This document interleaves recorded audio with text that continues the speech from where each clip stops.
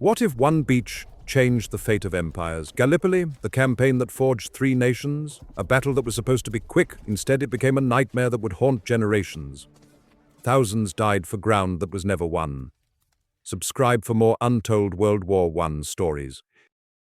In the winter of 1915, a brilliant British strategist named Winston Churchill conceived what seemed like a masterstroke. Rather than grinding through the Western Front's endless trenches, he proposed striking at the heart of the Ottoman Empire through the Dardanelles Strait. A swift naval assault would breach Constantinople's defenses, knock Turkey out of the war, and open a supply route to Russia. It was ambitious, daring, and catastrophically wrong. When the warships attacked in February and March of 1915, Ottoman gunners waited patiently on the heights. The naval assault failed, so the Allies committed to an amphibious landing instead. On April the 25th, 1915, tens of thousands of soldiers stormed ashore at Cape Helles and Anzac Cove, where the terrain rose into steep ridges that seemed to multiply the defenders' strength.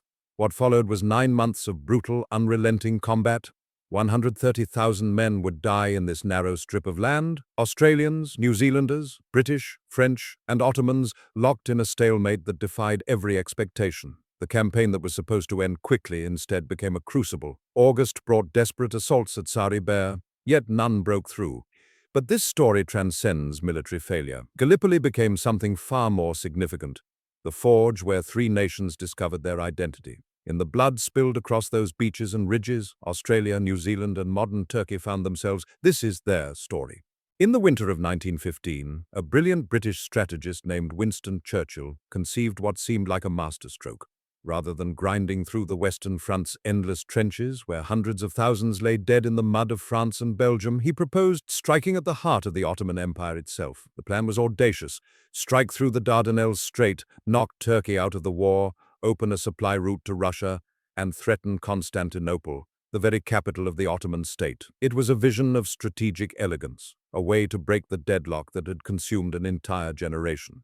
But like many elegant plans born in distant command centers, it would collide brutally with the realities of war. To understand how this campaign would forge three nations and transform their identities forever, we must first understand the world from which it emerged. Britain, in 1915, was a global power at the height of its imperial reach, yet it faced an enemy that refused to collapse despite every expectation. The Western Front had become a nightmare of attrition. The British Expeditionary Force, once the professional army that had held the line in 1914, was being consumed by the industrial machinery of modern warfare. Generals spoke in terms of breakthroughs, but the reality was measured in yards gained and tens of thousands of men lost. The war had become something unprecedented in human history, a mechanized slaughter that consumed manpower at rates that seemed almost incomprehensible. Churchill, then First Lord of the Admiralty, saw in the Dardanelles an opportunity to unlock this terrible stalemate. The Ottoman Empire, though militarily weak and technologically inferior to the great powers of Europe,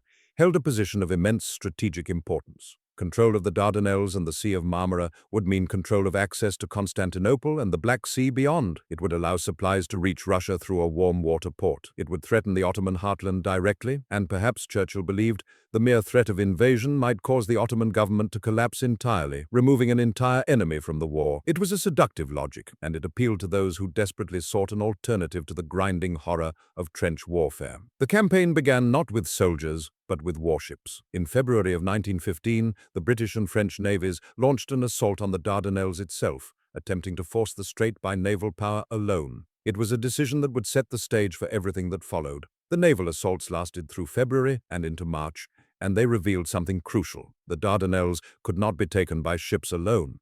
The Ottoman defenses, while not sophisticated by European standards, were sufficient to damage and sink several vessels. More importantly, the naval bombardment alerted the Ottoman command to the true nature of the threat they faced. The element of surprise, so crucial to any amphibious operation, was lost. The Ottoman Fifth Army, commanded by Lehmann von Sanders, a German general sent to advise the Ottoman military, responded with decisive action. Sanders recognized that the Dardanelles could not be held against a determined amphibious assault if that assault achieved surprise and concentrated overwhelming force at the point of landing, but without surprise, the defenders had time to prepare. They had time to move troops into position, to construct defensive works, to prepare counterattacks. Sanders made a crucial decision. He dispersed his forces along the coast, ready to respond to landings wherever they might occur. Among his subordinates was a young officer named Mustafa Kemal, who would later become the founder of modern Turkey. Kemal commanded the 19th Division, and he would prove to be one of the most capable tactical commanders the Ottomans possessed. The failure of the naval assault forced a difficult decision upon the British command. The operation could not be abandoned. Too much prestige had been invested in it, and Churchill remained convinced of its strategic value. Therefore, if the Navy alone could not force the strait, then soldiers must do what ships could not. An amphibious assault was planned for April of 1915. Troops would be landed at multiple points along the Gallipoli Peninsula to secure a foothold, expand it, and eventually break through to the heights beyond. Once the high ground was secured, the artillery could dominate the strait, and the Navy could proceed. The forces assembled for this operation represented the global reach of the British Empire. The main assault force would be primarily British troops, including the 29th Division, a regular army formation, but the operation would also involve forces from across the Empire and its allies. Australian and New Zealand forces, collectively known as the Anzacs, were gathered in Egypt and would play a crucial role. French forces would participate as well, and Indian troops would be involved in the campaign. It was in many respects an imperial operation that would test the bonds of the British Empire and create new national identities among the dominions and colonies that contributed to it. The landings were scheduled for April 25, 1915. The plan called for the main British assault to occur at Cape Helles, the southernmost point of the Gallipoli Peninsula. Here, the British 29th Division would land on 5 beaches,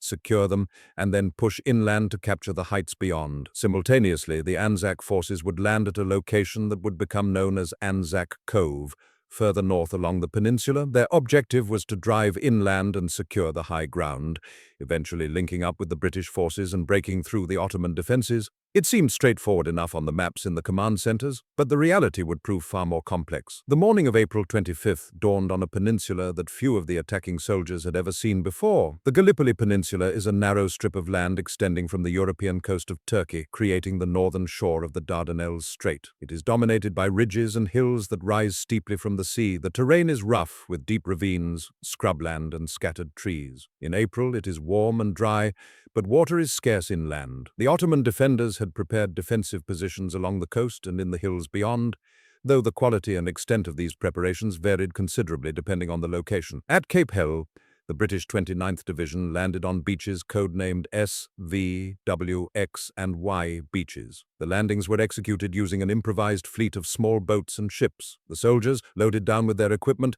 had to wade through shallow water to reach the shore. The beaches were covered in barbed wire, and machine gun positions had been prepared in the hills overlooking the water. The landings were a nightmare. At V Beach in particular, the British suffered horrific casualties. One transport ship, the River Clyde, was deliberately run aground to serve as a landing platform, but the soldiers who attempted to disembark became easy targets for Ottoman machine gunners positioned on the heights. The casualties mounted quickly. The soldiers of the 29th Division fought with courage and determination, but they could not achieve the breakthrough that had been hoped for. By the end of the first day, the British had secured beachheads at Cape Helles, but they had failed to push inland significantly. More importantly, they had suffered thousands of casualties, and the element of surprise was gone. The Anzac landings, occurring simultaneously further north at Anzac Cove, followed a different pattern. The Anzac forces were transported to a location slightly north of where they were intended to land, due to navigational errors. Rather than landing on a relatively flat beach as planned, the Australian and New Zealand soldiers found themselves wading ashore near steep cliffs and ridges. What initially seemed like a disaster, landing in the wrong place, would prove to be a crucial factor in the campaign. The terrain was so broken and difficult that the Ottoman defenders struggled to mount an effective defense. The Anzac soldiers, displaying remarkable initiative and courage, began pushing inland and upward, fighting through the scrubland and ravines with a ferocity that surprised their commanders. Among the Ottoman defenders at Gallipoli was Mustafa Kemal. When reports came to him that Anzac forces were breaking through the defenses and pushing inland, Kemal made a decision that would define the campaign. Rather than allowing a gradual withdrawal, he committed his reserves in a massive counterattack. He famously told his soldiers that they were not merely to fight the enemy, they were to die where they stood.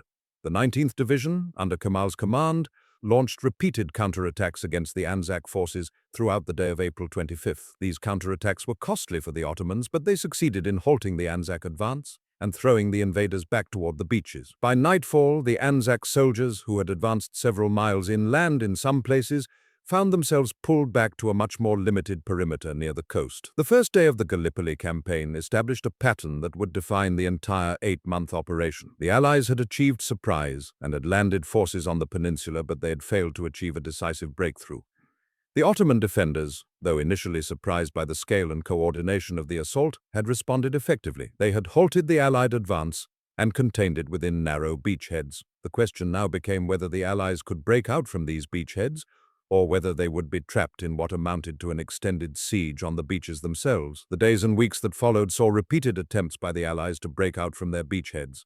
At Cape Hell, the British launched a series of attacks on the Ottoman positions in the hills beyond the beaches. Each attack required soldiers to advance across open ground toward well-prepared defensive positions. The casualties mounted steadily. The British forces, along with French forces operating on the southern tip of the peninsula, managed to advance gradually, but the progress was measured in hundreds of yards at a time, and each yard was paid for in blood. The soldiers dug trenches to consolidate their positions, and soon the Gallipoli Peninsula began to resemble the Western Front they had hoped to escape: static lines of trenches, barbed wire, and the constant threat of machine gun fire. At Anzac Cove, the situation was similar, but not identical. The Anzac forces had landed in a more confined area, surrounded by steep hills and ravines. They could not easily expand their beachhead, but they held on with remarkable determination. The soldiers of the Australian and New Zealand armies faced not only Ottoman defenders, but also the difficult terrain and the harsh conditions of the peninsula. Water was scarce, disease was rampant, and the psychological strain of being trapped on a narrow beach, surrounded by enemies and with no clear path to victory, took a heavy toll.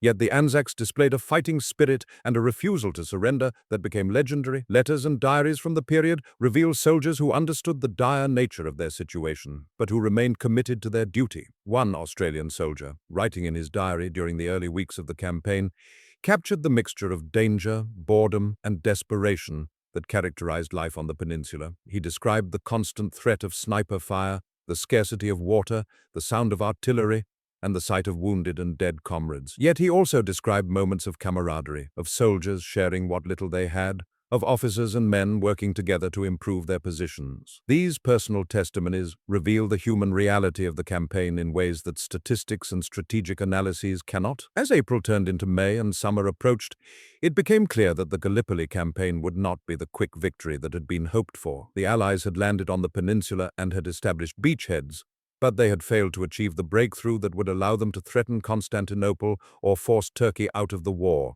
Instead, they found themselves locked into a grinding campaign of attrition, much like the Western Front they had hoped to escape. The only difference was that the terrain was more difficult, water was scarcer, and there was no possibility of retreat or relief. Soldiers were trapped on the peninsula, unable to move either forward or backward with any significant force. The strategic situation was deeply troubling to those in command. Churchill had conceived of the Gallipoli campaign as a way to break the deadlock of the Western Front, but instead it was consuming resources and manpower without producing decisive results. The campaign required constant reinforcements to replace casualties. Ships were needed to supply the forces on the peninsula.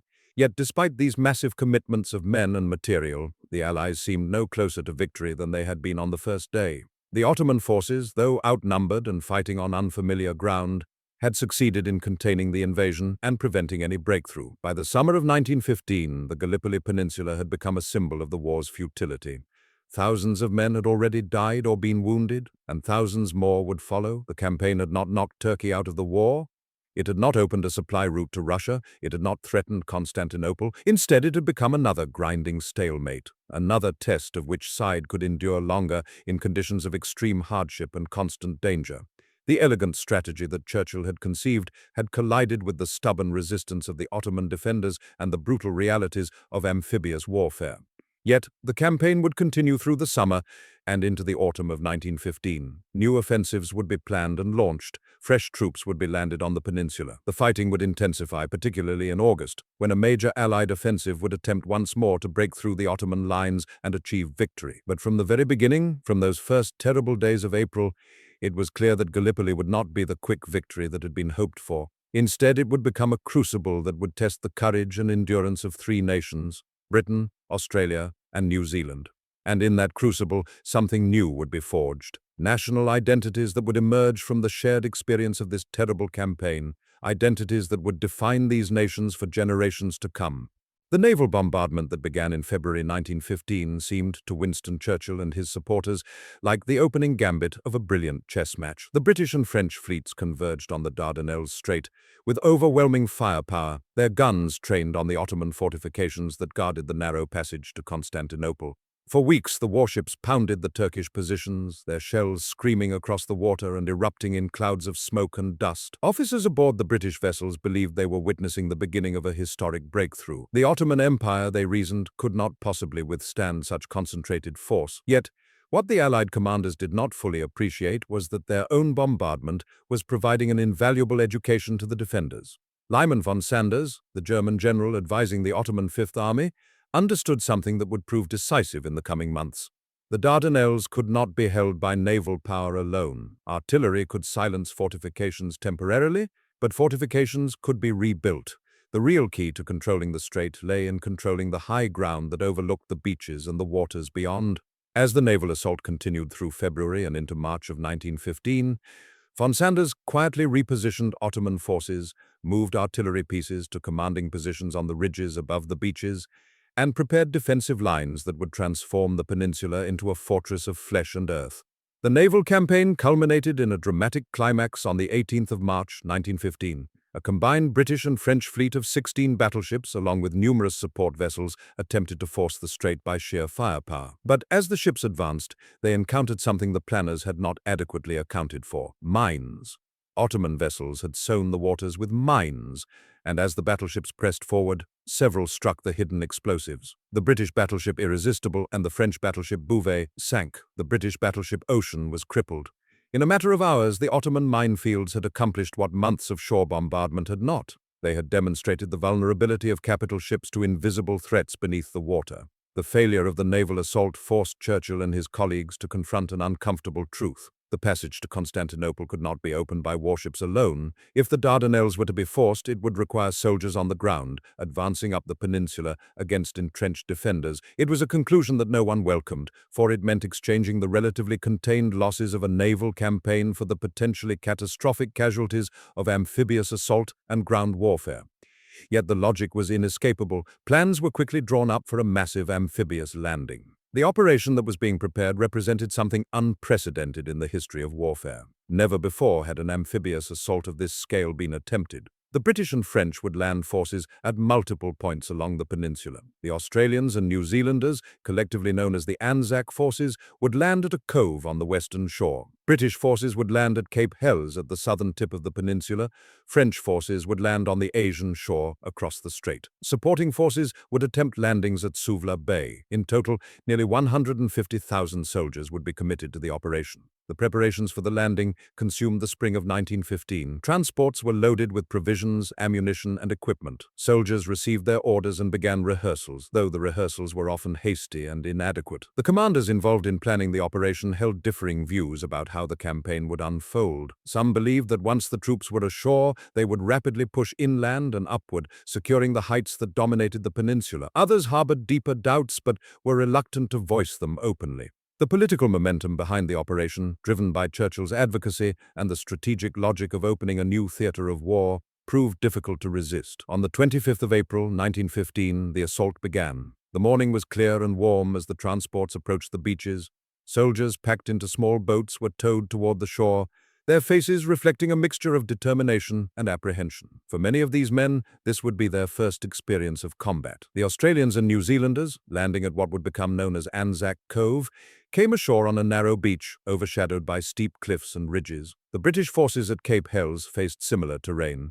Narrow beaches backed by rising ground that offered excellent defensive positions to anyone controlling the high ground. What happened in those first moments of the landings would set the pattern for the entire campaign. The Ottoman defenders, positioned on the ridges above the beaches, opened fire on the troops as they struggled ashore. The soldiers, many of them wading through chest-deep water with full packs and weapons, were vulnerable and exposed. Machine gun fire raked the beaches. Artillery shells fell among the landing craft. Men screamed and fell. The beaches quickly became scenes of chaos and carnage as the assault waves continued to push forward despite the withering fire. Yet, despite the horror of those opening moments, the troops did establish footholds on the beaches. By the end of the day, on the 25th of April, thousands of soldiers had come ashore at both Cape Helles and Anzac Cove. The casualties were severe, particularly among the officers and non-commissioned officers who led the assault, but the foothold had been gained. The question that now faced the commanders was whether they could exploit this initial success to break out from the beaches and advance toward their strategic objectives. The answer, as the weeks and months that followed would demonstrate, was no. What began as an operation intended to break through Turkish defenses and threaten Constantinople transformed instead into a grinding, attritional struggle reminiscent of the Western Front that Churchill had sought to avoid. The soldiers who had come ashore found themselves trapped on narrow beaches and in shallow beachheads, facing an enemy that was well-positioned, well-supplied, and determined to hold every inch of ground. The Ottoman defenders, under the overall command of Lyman von Sanders, executed their defensive strategy with skill and determination. A young Turkish officer named Mustafa Kemal, who would later become the founder of modern Turkey, distinguished himself through aggressive tactical decisions. When Australian forces threatened to break through the Ottoman lines in the early days of the landing, Kemal personally led counterattacks that halted the Allied advance.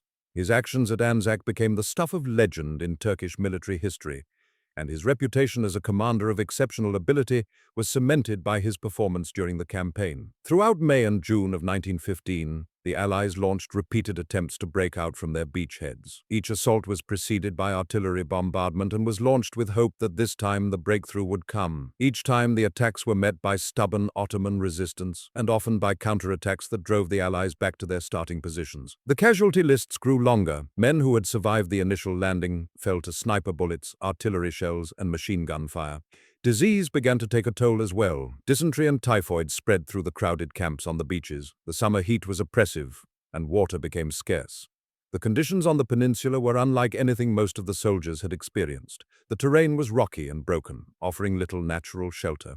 The ridges above the beaches were honeycombed with trenches and defensive positions. The valleys between the ridges became killing grounds where assaults were broken and men died in large numbers for small gains of territory. The soldiers dug their own trenches, creating elaborate systems of fortifications as the campaign evolved from a hoped-for breakthrough into a static siege.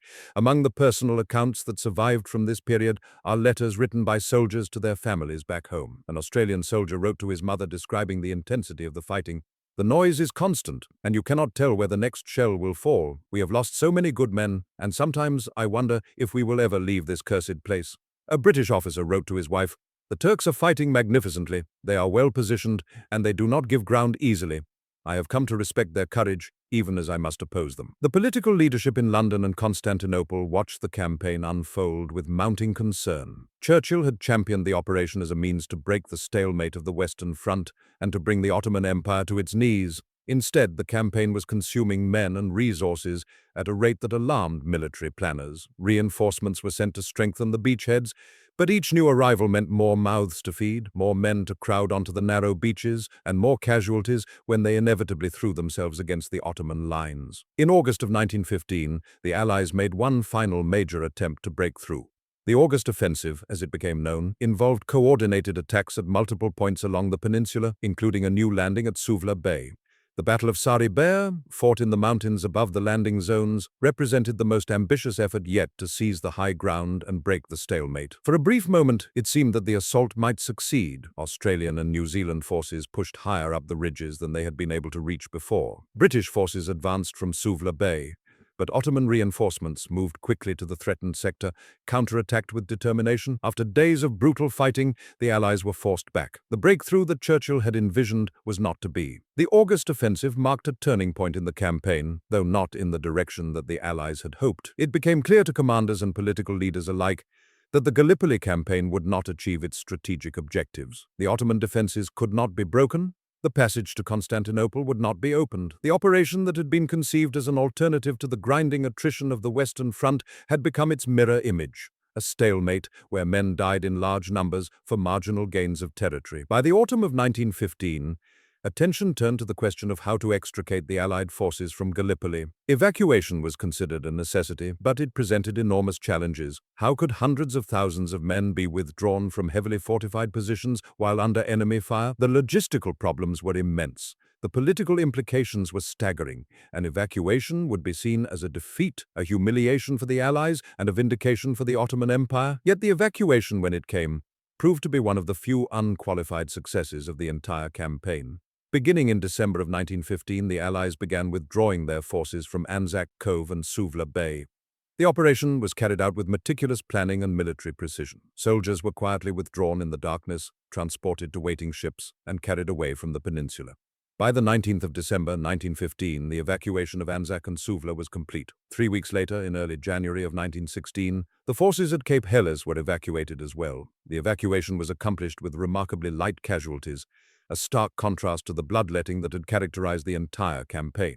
The Ottoman defenders, realizing that the Allies were withdrawing, did not mount major counterattacks. The operation was conducted so skillfully that historians have noted it as one of the few instances in the Gallipoli Campaign where military operations proceeded more or less according to plan. The human cost of the Gallipoli Campaign was staggering. The Allies suffered approximately 214,000 casualties, including more than 46,000 killed. The Ottoman forces suffered similar or greater losses, with some estimates placing Turkish casualties at around 300,000, including more than 86,000 killed. For a campaign that lasted less than 9 months and achieved none of its strategic objectives, the casualty toll was catastrophic.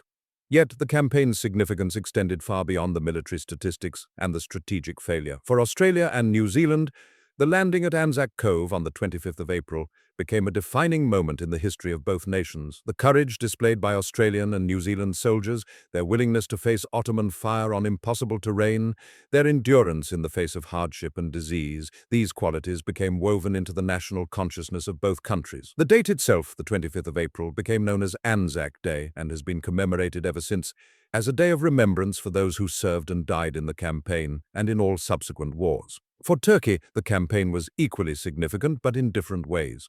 The successful defense of Gallipoli against a much larger and better equipped enemy force became a source of national pride. The reputation of Mustafa Kemal, who had played such a crucial role in the defense, was greatly enhanced. In the years following the campaign, as the Ottoman Empire collapsed and Turkey emerged as a new nation, Kemal's role at Gallipoli was cited as evidence of his fitness to lead the new Turkish state. He would eventually become the founder and first president of the Turkish Republic, and his legacy was in part built upon the foundation of his military accomplishments at Gallipoli. For Britain, the campaign represented a strategic failure that contributed to the decline of Churchill's political fortunes. Though he would later rehabilitate his reputation and go on to become Prime Minister during the Second World War, the Gallipoli campaign remained a blemish on his record. It demonstrated the dangers of strategic adventurism, unsupported by adequate tactical preparation and planning. It showed that naval power, however overwhelming, could not substitute for ground control in mountainous terrain. It illustrated the limits of what could be accomplished by political will alone when confronted with determined military resistance.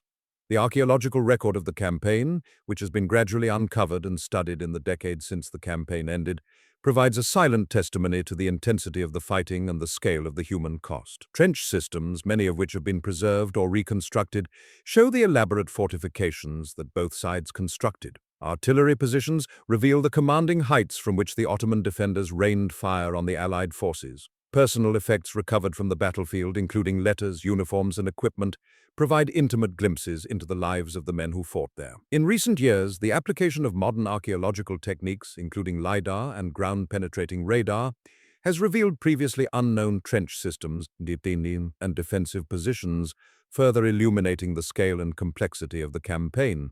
As the act concludes, the Gallipoli campaign stands complete but unresolved in its consequences. The immediate military objectives have been abandoned. The troops have been withdrawn. The peninsula remains under Ottoman control, yet the seeds have been planted for the long-term consequences that would reshape three nations. The experience of Gallipoli had forged something intangible but powerful, a shared identity of sacrifice, a common memory of loss, and a recognition that ordinary soldiers, when called upon, could display extraordinary courage in the face of overwhelming odds. These intangible legacies would prove more enduring than any strategic objective that Churchill had hoped to achieve. The failure of the naval assault in February and March of 1915 transformed Churchill's calculated gamble into a desperate necessity for justification. The ships had turned back, their hulls bearing the scars of mines and shore batteries, their captains reporting that the straits could not be forced by naval power alone. Constantinople remained unreached, its minarets still invisible on the horizon. Yet the momentum of the campaign, already set in motion, could not simply be reversed. The political cost of abandonment loomed larger than the military risk of persistence. Thus, on April the 25th, 1915, the Allies committed themselves to the amphibious assault that would define the campaign and scar an entire generation. The landings themselves represented an unprecedented feat of military coordination and an improvised desperation born from insufficient planning. The main force, primarily British troops, was designated for Cape Helles, the southernmost point of the Gallipoli Peninsula. A secondary force of Australian and New Zealand soldiers, collectively known as the Anzac Corps, was directed toward a beach north of their intended landing zone, what would become known as Anzac Cove. The landing craft, converted trawlers and improvised vessels, approached the dark waters in the pre-dawn darkness. The soldiers carried heavy packs, their uniforms soaked with sweat despite the cool April morning. They possessed no certainty of what awaited them on the beaches above, only the knowledge that they were about to storm positions held by an enemy they had never faced in direct combat. At Cape Helles, the initial assault came in waves. The first troops to touch the beach at V Beach encountered a nightmarish scene. The Turkish defenders, positioned on the heights overlooking the narrow strip of sand, had prepared their defenses with methodical precision. Machine gun fire erupted from fortified positions, cutting down soldiers before they could advance more than a few yards from the water's edge. The British soldiers, trained in conventional tactics for European warfare, found themselves trapped between the sea at their backs and a wall of fire ahead. Men fell by the hundreds. The sand became stained red. Officers rallied their troops, but the momentum of the assault had been shattered by the ferocity of the Ottoman response. Yet, somehow, through desperate courage and the sheer weight of numbers, the British forces gradually secured a foothold on the beach. By nightfall, they held a precarious beachhead perhaps 1,000 yards deep. The Anzac landing at Anzac Cove, occurring simultaneously but in a different location than originally intended, presented an entirely different character. The Australian and New Zealand troops, landing in darkness and confusion, found themselves on a narrower beach hemmed in by steep cliffs and ridges. The terrain itself became both obstacle and sanctuary. The defenders, Turkish soldiers under the command of Mustafa Kemal, a name that would echo through the history of the 20th century, recognized the critical danger of the Anzac position. Kemal, demonstrating tactical brilliance that would later define his entire military career, committed his reserves to counterattack. In the pre-dawn hours of April the 26th,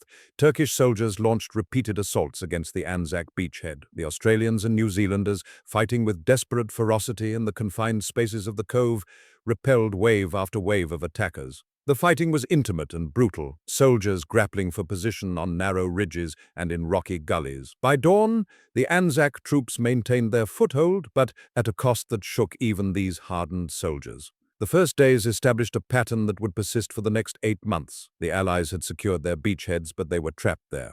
The terrain above the beaches rose sharply, steep ridges, rocky outcrops, and gullies that provided natural defensive positions.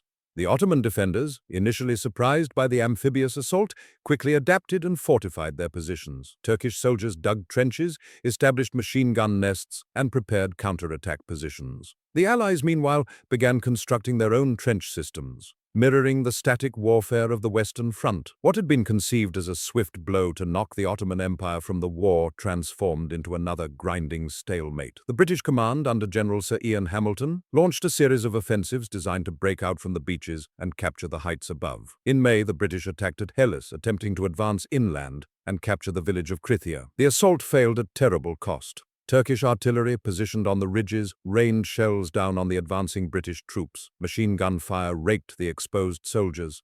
The attack gained minimal ground at the expense of thousands of casualties. Similar patterns repeated throughout the summer. Each offensive began with optimism and careful planning.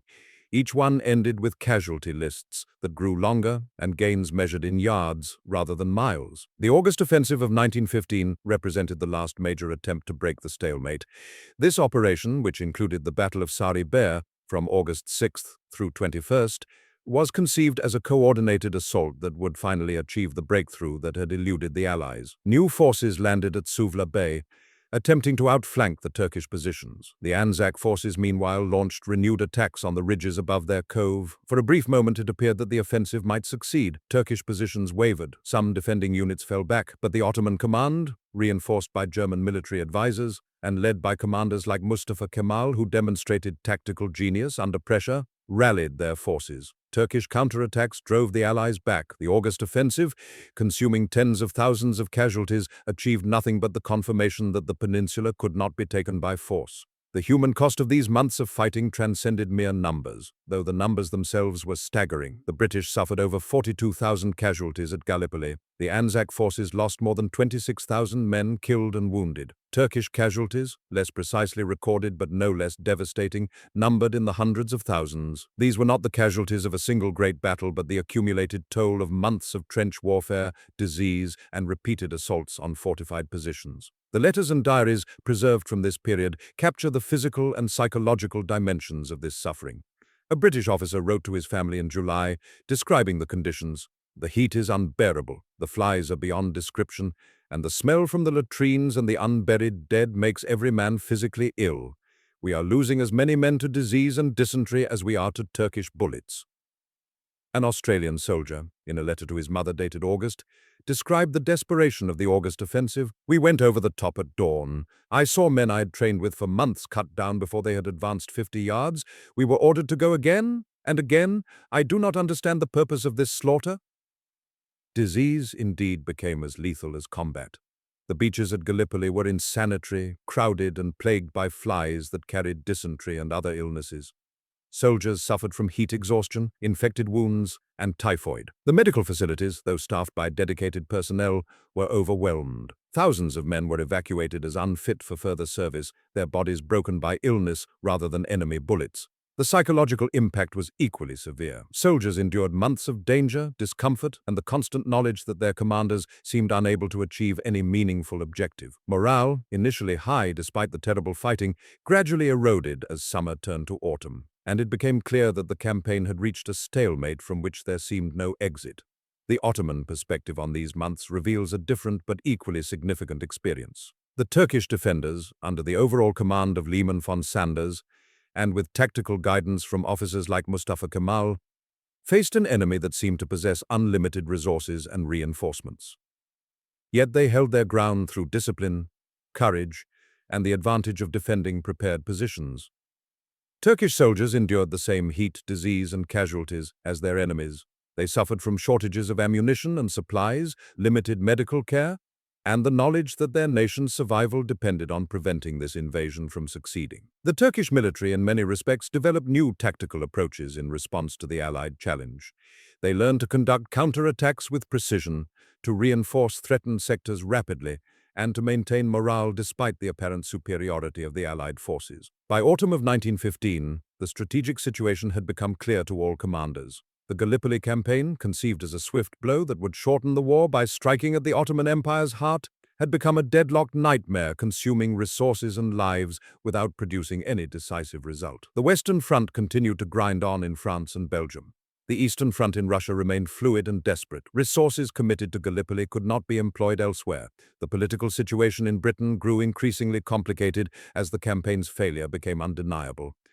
Churchill, whose vision had initiated the operation, found his political position deteriorating. The British public, reading casualty lists and hearing of the campaign's stalemate, began to question the wisdom of their leaders. The decision to evacuate the peninsula, when it finally came, represented both an admission of failure and a remarkable operational achievement. Between December 18th and 19th of 1915, the Anzac forces and the troops at Suvla Bay were withdrawn from the peninsula with minimal additional casualties. The evacuation was executed with meticulous planning and discipline. Soldiers withdrew in phases, maintaining their defensive positions until the last moment. Supply dumps were systematically dismantled. Equipment was salvaged or destroyed. The Turkish defenders, expecting a final desperate assault, were instead confronted with abandoned trenches and departing troops. The evacuation succeeded so completely that historians and military analysts have subsequently studied it as a model of amphibious withdrawal. By January 8th and 9th of 1916, the final British forces at Cape Helle had also departed. The peninsula,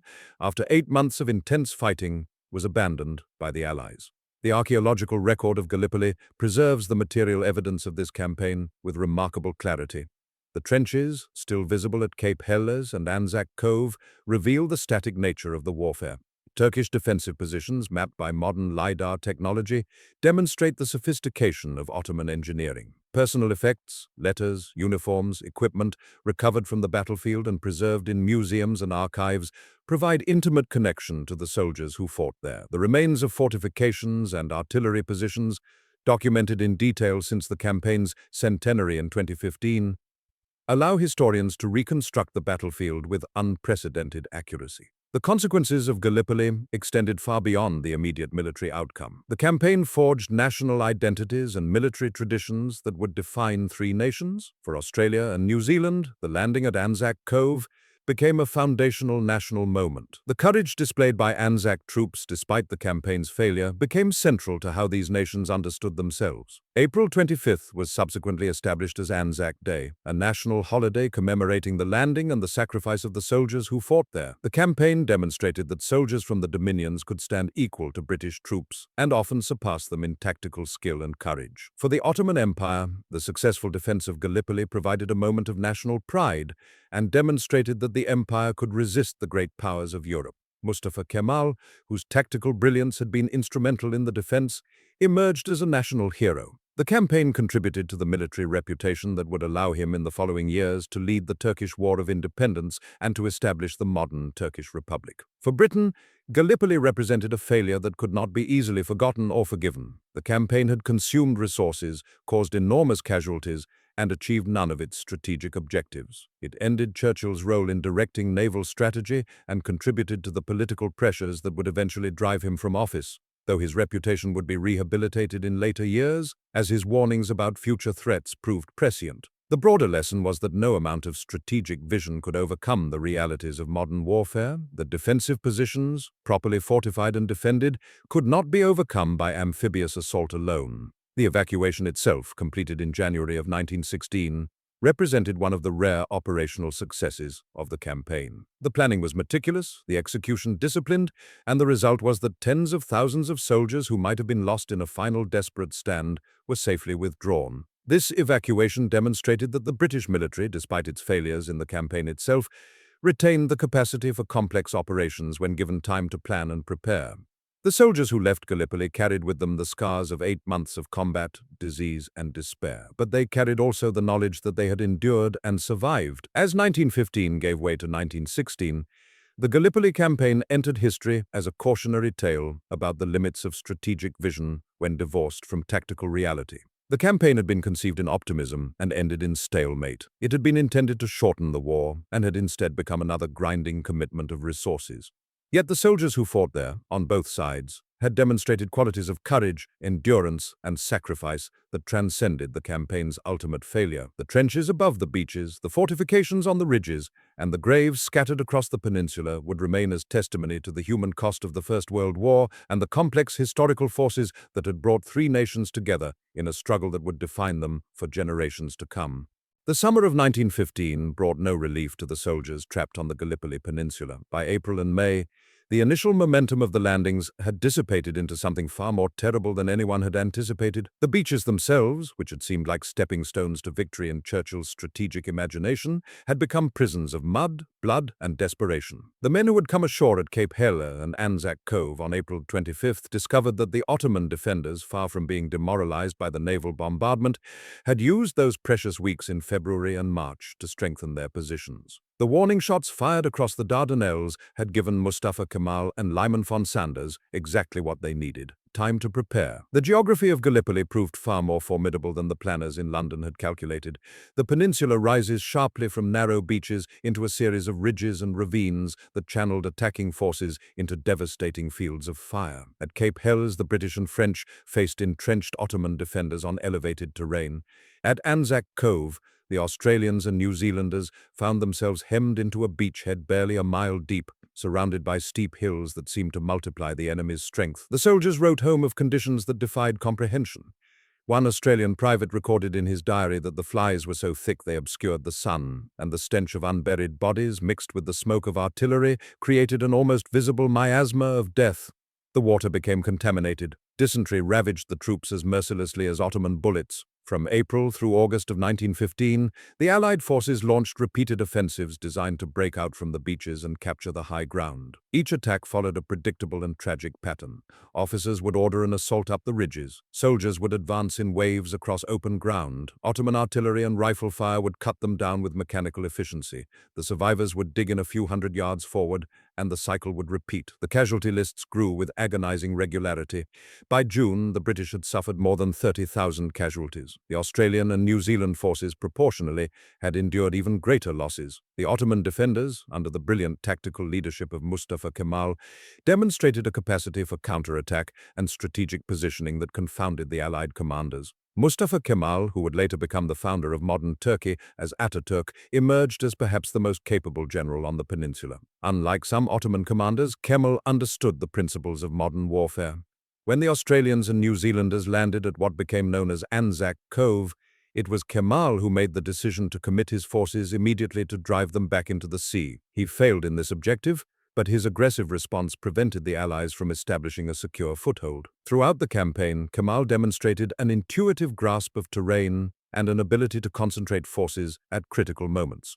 He wrote to his officers with clarity about the nature of the struggle. In one famous communication, he told his troops that they need not fear death in battle, for death would come to all men, and it was better to die for one's nation than to live in shame. This philosophy, which would later define his entire approach to rebuilding Turkey, manifested itself in the ferocity of Ottoman resistance. The British command structure, meanwhile, struggled with the realities of the situation. General Ian Hamilton, who commanded the Allied Expeditionary Force, found himself caught between the expectations of London and the brutal facts on the ground. Churchill, despite the disasters of the naval phase, continued to advocate for reinforcement and renewed offensives. Hamilton received additional troops, including units from India and further contingents from Britain. Yet each reinforcement seemed only to add to the casualty rolls without significantly improving the strategic situation. The trenches at Gallipoli began to resemble those on the Western Front, with all the static horror that comparison implied. Men lived in constant fear of snipers. Artillery bombardments were frequent, but rarely achieved decisive results. The disease burden mounted as the summer heat intensified. In August of 1915, the Allies attempted what would prove to be their last major offensive. The August Offensive, also known as the Battle of Sari Bair, represented a final, desperate effort to break the stalemate. British forces, along with Australian and New Zealand troops, attacked toward the heights of Sari Bair, hoping to seize the high ground that dominated the peninsula. Initial advances showed promise. Some units penetrated further inland than they had managed in previous attacks. For a brief moment, it seemed as though the breakthrough might finally come, but Ottoman reserves, commanded by Kemal with his characteristic decisiveness, counterattacked with overwhelming force. The fighting on August 6th through 21st was among the most savage of the entire campaign. Casualties on both sides were staggering. The Australians and New Zealanders fought with desperate courage, but they were ultimately unable to hold the ground they had gained. By August 21st, it was clear that the Sari Bair offensive had failed.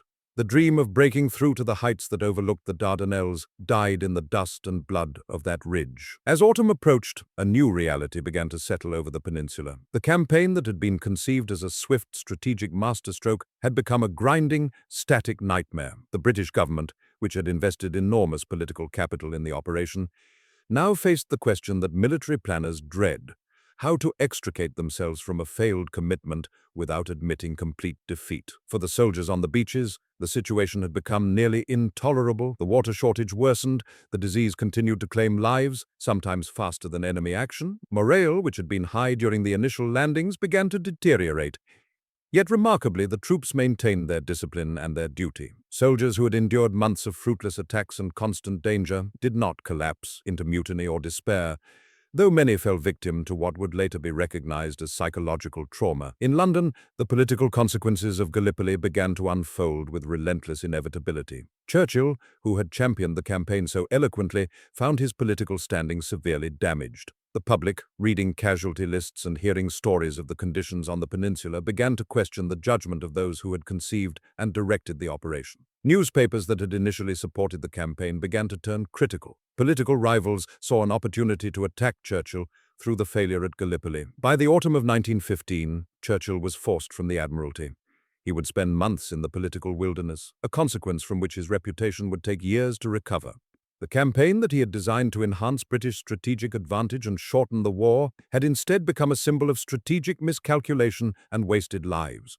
Yet even as the political machinery in London ground against Churchill, the military situation on the peninsula moved toward a conclusion that would prove, paradoxically, to be one of the few successful operations of the entire campaign.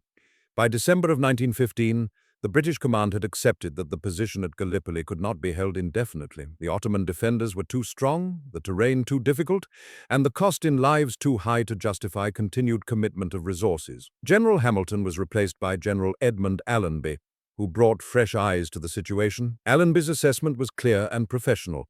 The campaign had failed to achieve its objectives, and further offensive operations would only multiply the casualties without changing the fundamental strategic situation. The decision was made to evacuate. This decision, while militarily necessary, posed an enormous logistical and psychological challenge. The troops had suffered for months. Many were weakened by disease.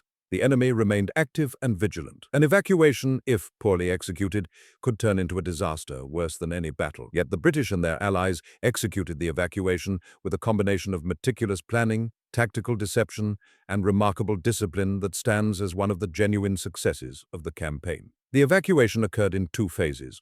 The first, from December 18th to 19th of 1915, saw the withdrawal of forces from Suvla Bay and Anzac Cove. The second, from January 8th to 9th of 1916, completed the evacuation from Cape Helles. The execution of this withdrawal was a masterpiece of military planning. The British employed elaborate deception measures to convince the Ottoman defenders that the beaches were still being actively held. Dummy trenches were constructed.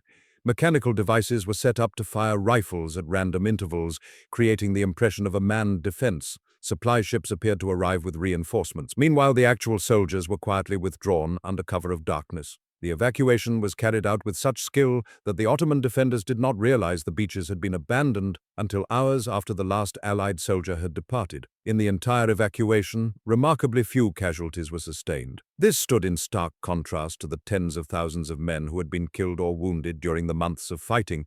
The evacuation, executed with such precision, seemed to mock the futility of the campaign itself. The Allies had succeeded in withdrawing from Gallipoli, but they had failed in every strategic objective that had driven them to land there in the first place. The human cost of the Gallipoli campaign was staggering. The Allies suffered approximately 252,000 casualties, including those killed, wounded, and missing.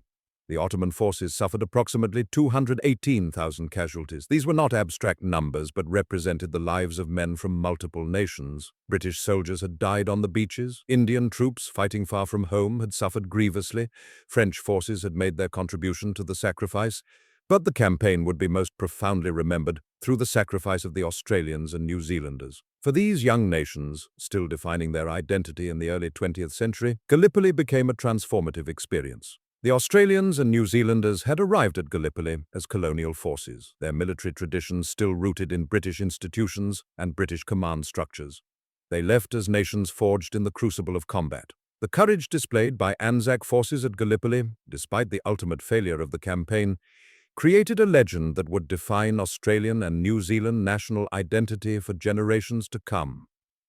The date of the landing, April 25th, became Anzac Day in both nations, a commemoration not of victory but of sacrifice and valor in a doomed cause. The soldiers who survived Gallipoli returned home as veterans of a great struggle, and their experiences shaped the cultural memory of their nations. In Turkey, the campaign took on different significance. For the Ottoman Empire, Gallipoli represented a rare military success against a major Western power. The successful defense of the peninsula boosted Ottoman morale at a time when the empire was under severe pressure on multiple fronts. Mustafa Kemal's role in the defense elevated him to national prominence, a position from which he would eventually emerge as the leader of the Turkish nationalist movement and the founder of modern Turkey. The Gallipoli campaign thus contributed directly to the transformation of Turkey from a multinational empire into a nation-state. In this sense, the campaign that Churchill had designed to strike at the heart of the Ottoman Empire actually contributed to the conditions that would lead to its transformation. The archaeological record of Gallipoli preserves the material evidence of this terrible struggle. The beaches and ridges still contain the physical remnants of the campaign. Trench systems, some preserved remarkably well, can still be traced across the terrain. Artillery pieces remain embedded in the earth. Personal effects of soldiers discovered during the excavations conducted particularly during the centenary surveys of 2015 provide intimate evidence of the human experience of the campaign. Letters written by soldiers before their deaths, uniforms, photographs, and small items of personal significance have been recovered and documented. These artifacts speak to the emotional reality behind the casualty statistics. They reveal men who were homesick, frightened, hopeful, and ultimately resigned to their fates.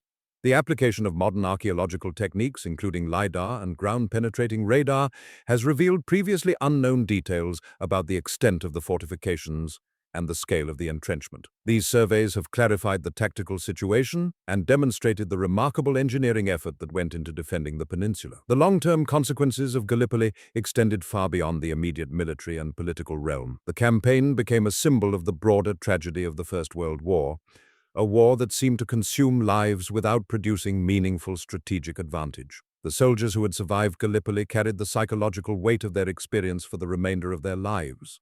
Many struggled with what would later be recognized as post-traumatic stress disorder, though the condition lacked a name and formal recognition during that era. The campaign also influenced military thinking about amphibious operations. The difficulties encountered at Gallipoli led to the development of more sophisticated techniques for conducting amphibious assaults, lessons that would prove essential in the Second World War. Churchill, despite the damage to his political career from Gallipoli, would eventually rehabilitate his reputation. He would return to office in later governments and, most significantly, would become Prime Minister during the Second World War, when his strategic vision and determination would prove crucial to the Allied victory. Yet Gallipoli remained a wound in his political biography, a reminder of the consequences of strategic overreach and insufficient attention to logistical realities. In his later writings, Churchill reflected on the campaign with a mixture of regret and continued conviction that the strategy, while poorly executed, had been fundamentally sound. Other historians and military analysts have disagreed, viewing Gallipoli as a strategic conception that was flawed from the beginning. The evacuation itself, successful as it was in tactical terms, represented an admission of strategic failure. The Allies left Gallipoli having achieved none of the objectives that had justified the campaign in the first place. The Dardanelles remained in Ottoman hands. Constantinople was never threatened. The pressure on Russia, which had been one of the strategic justifications for the campaign, never materialized. The campaign had consumed resources and lives without producing compensating strategic advantage. In this sense, Gallipoli stands as a cautionary tale about the limits of strategic imagination when confronted with the stubborn realities of terrain, enemy capability, and the friction of war. Yet the campaign's legacy is not entirely one of failure and tragedy. For the Australians and New Zealanders, Gallipoli became a foundational myth, a story of courage and sacrifice that defined national character. The campaign demonstrated the capability of forces from the Dominions to stand alongside British forces in the face of a determined enemy. It contributed to the growing sense of national identity in both Australia and New Zealand, identities that would be further consolidated during the remainder of the First World War and in the peace that followed. The Anzac legend forged at Gallipoli became a source of national pride and a touchstone for understanding national values. For Turkey, Gallipoli represented the successful defense of homeland against foreign invasion. The campaign boosted Ottoman morale and elevated Mustafa Kemal to a position of national prominence, from which he would eventually emerge as the founder of the Turkish Republic. The success at Gallipoli contributed to the sense that Ottoman forces could resist Western military power, a belief that would shape Turkish politics and strategy in the years following the First World War. The peninsula itself became a sacred space in Turkish national consciousness, a place where the nation had successfully defended itself against overwhelming odds. Today, more than a century after the campaign concluded, Gallipoli remains a place of pilgrimage and remembrance. The beaches where the landings occurred are now peaceful. The ridges that were fought over with such desperation are covered with vegetation. The cemeteries contain the graves of soldiers from multiple nations, including British, Australian, New Zealand, French, Indian, and Turkish dead. Each April 25th, Anzac Day commemorations draw thousands of visitors to the peninsula. Each year, the Turkish military conducts ceremonies honoring those who fell in the defense of the homeland. The Gallipoli Peninsula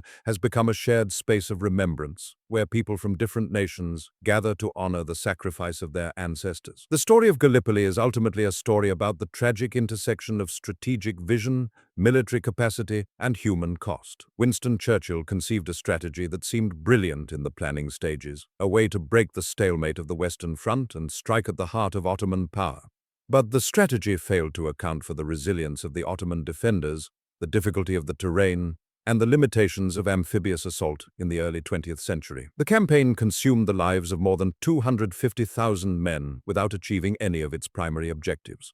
Yet from this failure emerged consequences that would shape the 20th century. The campaign contributed to the emergence of Australia and New Zealand as independent nations. It elevated Mustafa Kemal to the position from which he would transform Turkey, and it provided a lesson in the limits of strategic overreach, a lesson that would echo through military and political circles for generations to come. The evacuation from Gallipoli stands as a reminder that not all military operations end in complete failure. The execution of the withdrawal demonstrated that even in a failed campaign, professional military competence and careful planning could achieve a measure of success. The soldiers who had endured months of suffering on the peninsula were brought home with minimal additional casualties, a small victory in the context of an overall strategic defeat. The evacuation itself, executed with such precision and skill, seemed to vindicate the professionalism of the military forces involved, even as the campaign as a whole demonstrated the dangers of strategic miscalculation. The legacy of Gallipoli remains contested and complex. For some, it represents a cautionary tale about the limits of military strategy and the human cost of war. For others, particularly in Australia, New Zealand, and Turkey, it carries meanings that transcend military history, touching on questions of national identity, sacrifice, and the values that define a people. The campaign failed in its immediate strategic objectives, yet it succeeded in creating a lasting impact on the nations involved. The soldiers who fought at Gallipoli, whether they survived or fell on the beaches and ridges of the peninsula, became part of a historical narrative that would shape the consciousness of their nations. In this paradoxical way, a military failure became a cultural and national success, a transformation that speaks to the complex relationship between history, memory, and national identity in the modern world. Thank you so much for watching. I really hope you enjoyed exploring this fascinating chapter of World War I history with me today. If you found this video interesting, please hit that like button and subscribe to the channel. Your support means everything and helps us keep bringing these incredible stories to life. I'd love to hear what you think.